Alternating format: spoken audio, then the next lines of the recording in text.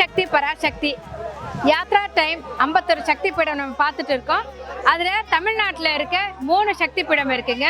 ஒன்று வந்து காஞ்சிபுரம் அம்பாலோட ஒட்டியானம் விழுந்தது, இன்னும் 2 வந்து கன்னியாகுமரி மாவட்டத்தில் இருக்குது. அதாவது கன்னியாகுமரி அம்மன் அது வந்து அம்பாலோட முதுகு தண்டு வடம் விழுந்த இடமாக வணங்கப்படுகிறது மற்றும் வலது தோள்பட்டை. அப்புறம் அதுக்கு ஒரு 17 கிலோமீட்டர் தள்ளி இருக்கிற சுசீந்திரம் இங்கே வந்து அம்பாலோட மேற்பற்கள் விழுந்ததாக வணங்கப்படுகிறது. இந்த 2 சக்தி பீடங்களையும் பார்க்கறதுக்காக நாம் இப்போ கன்னியாகுமரி வந்திருக்கோம். கன்னியாகுமரி வந்துட்டு சூரிய உதயத்தை பார்க்காம போக முடியுமா? அதனால ட்ரெயினில் இருந்து இறங்கி நேராக வந்து சூரிய உதயத்துக்கு வந்திருக்கோம். வாங்க சூரிய உதயத்தை பார்க்கலாம். வேத மந்திரம் முழங்கும் யாகசாலையில் தட்சணகந்தை எழுந்த நேரமதில் மகளை மறந்தான், மருமகனை மறந்தான், மகேசனை இகழ்ந்து பேசினான். அம்மா பார்வதி கண்ணீர் மறைக்க அப்பார் தட்சம் அகந்தை வளர்க்க, சிவன் இல்லாயாகம் புண்ணியம் இல்லை என்ற சொல்லே அவனுக்கு புரியவில்லை. யாகத்தீயில் விழுந்த தெய்வ தீபமே, அவமானம் சுமந்த அன்பு தாயே,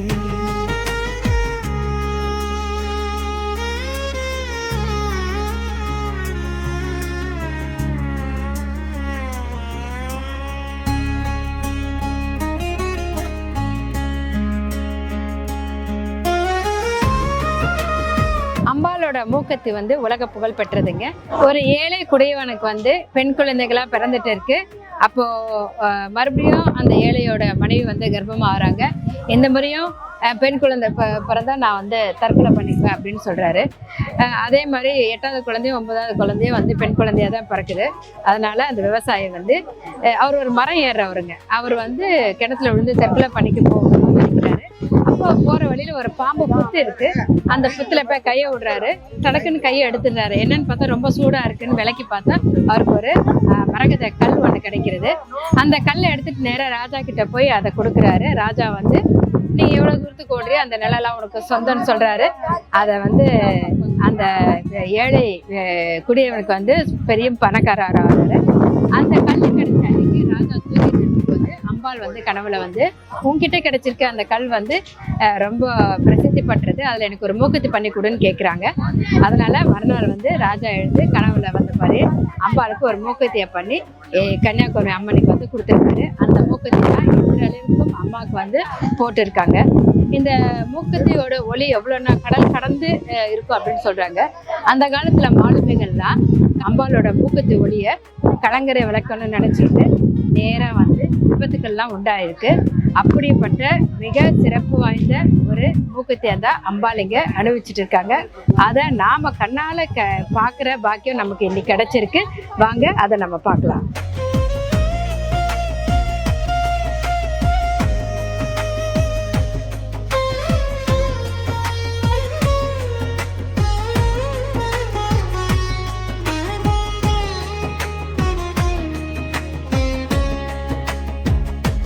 சிவனின் தாண்டவம் உடலையேந்தீசன் எழுந்த போது உலகம் நடுங்கி ஓசை கேட்டது. அழிக்கும் தாண்டவம் ஆடினார், காலனையும் கால் கீழ் வைத்தார். கண்ணீரே விஷமா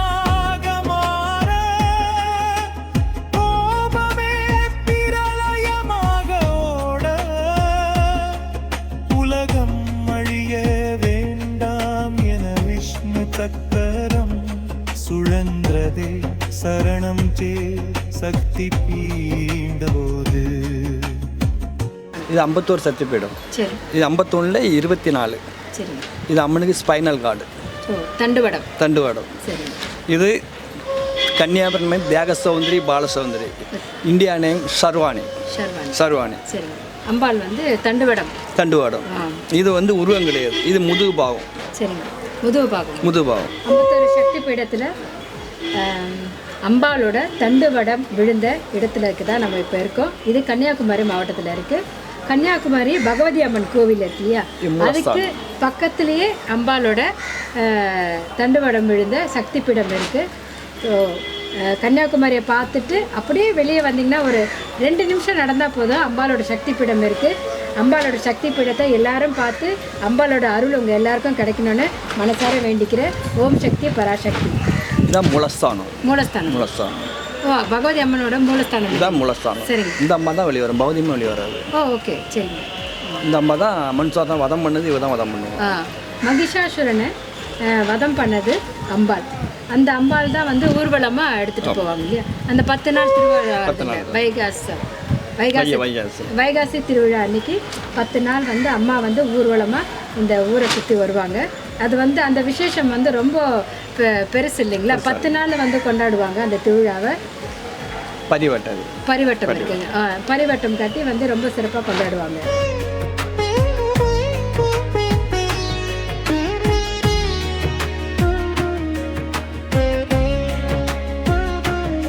அம்பாளுக்கு உருவம் இல்லைங்களா?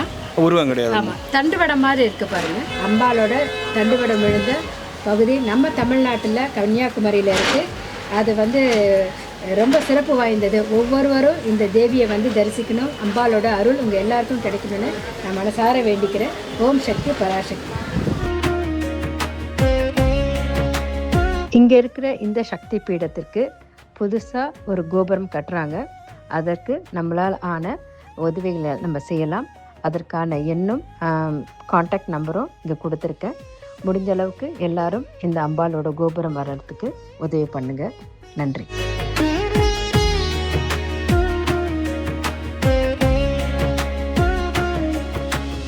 யாத்ரா டைம் நேயர்களுக்கு வணக்கம். நாம் 51 சக்தி பீடத்தில் மிக முக்கியமாக இருக்கிற 3 சக்தி பீடம் தமிழ்நாட்டில் இருக்குது. கன்னியாகுமரியில் 2 இருக்குது. கன்னியாகுமரி பகவதி தேவி ஒன்று, சுசீந்திரத்தில் 1 இருக்குது, அப்புறம் காஞ்சிபுரத்தில் ஒட்டியானம் விழுந்த பகுதி. இந்த 3 பகுதி வந்து சக்தி பீடங்களாக தமிழ்நாட்டில் வணங்கப்படுது. நாம் இப்போ இருக்கிறது வந்து கன்னியாகுமரியில் இருக்க சக்தி பீடம். இங்கே அம்பாளோட தண்டு வடம் விழுந்ததா ஐதீகம். அம்பாள் தன்னுடைய கடும் தவத்தினால் சிவபெருமானை மனம் முடித்ததாக கூறப்படுது. அம்பாள் தவம் இருந்த இந்த புண்ணிய ஸ்தலம் தான் கன்னியாகுமரி. இங்க இருக்க விவேகானந்தா பாறையில தான் அம்பாள் வந்து ஒற்றை காலில் தவம் இருந்து சிவபெருமானை வேண்டி மனம் புரிஞ்சிருக்காங்க. அந்த திருமணம் வந்து சுசீந்திரம் இங்க இருந்து ஒரு 17 கிலோமீட்டர் தூரத்துல இருக்கு. அங்கதான் அம்பாளுக்கு வந்து திருமணம் நடந்திருக்குங்க.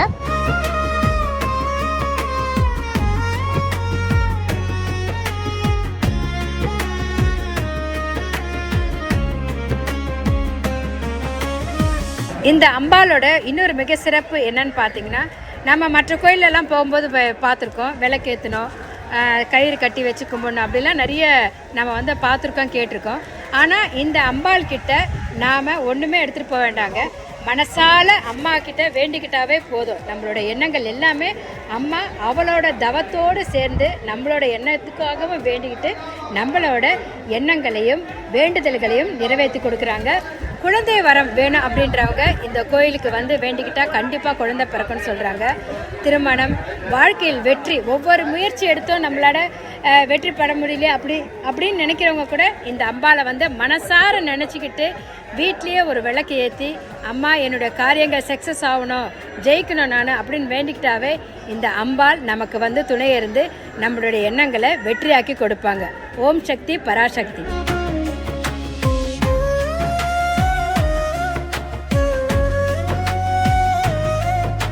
இந்த கோவிலுக்கு வந்து கன்னியாக இருக்க குமரிகளை வந்து கூட்டிகிட்டு வரமாட்டாங்க.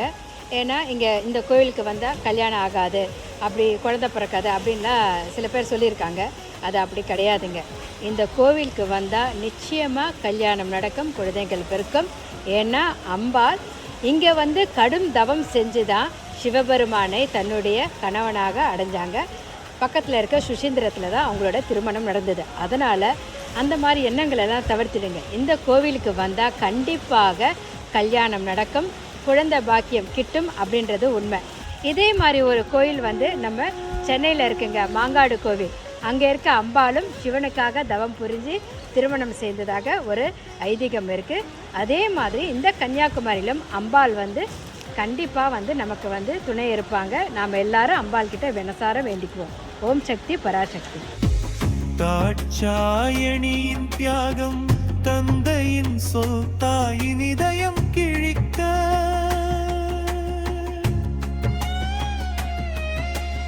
கன்னியாகுமரி பகவதி அம்மன் கோயில் வந்து காலையில் 4:30 மணிக்கு திறக்கிறாங்க. மத்தியானம் 1 மணி வரையும் இருக்குது. மறுபடியும் மாலை 4 மணிக்கு திறந்து 8 மணி வரையும் கோவில் திறந்துருக்குங்க. அம்பாலோட திருவிழாக்கள் பார்த்திங்கன்னா நவராத்திரி ரொம்ப சிறப்பாக கொண்டாடப்படுது. அதே மாதிரி வைகாசி மாதத்தில் வர 10 நாட்கள் வந்து அம்பாளுக்கு சிறப்பு பூஜைகள், தேரோட்டம் அப்படின்னு ரொம்ப சிறப்பாக கொண்டாடுறாங்க. அந்த மாதத்தில் ஒரு நாள் தான் அம்பாலோட ஒரு கதவு திறப்பாங்க. அதில் வந்து அம்பாலோட மூக்கத்திக்கு சூரிய ஒளி வந்து நேரடியாக படுமா. ஸோ அந்த 10 நாட்கள் வந்து ரொம்ப சிறப்பாக வந்து கொண்டாடுறாங்க. அது சக்தியாக மீண்டும் பிறந்தது. யாகத்தில் விழுந்த தெய்வ தீபமே, அவமானம் சுமந்த அந்த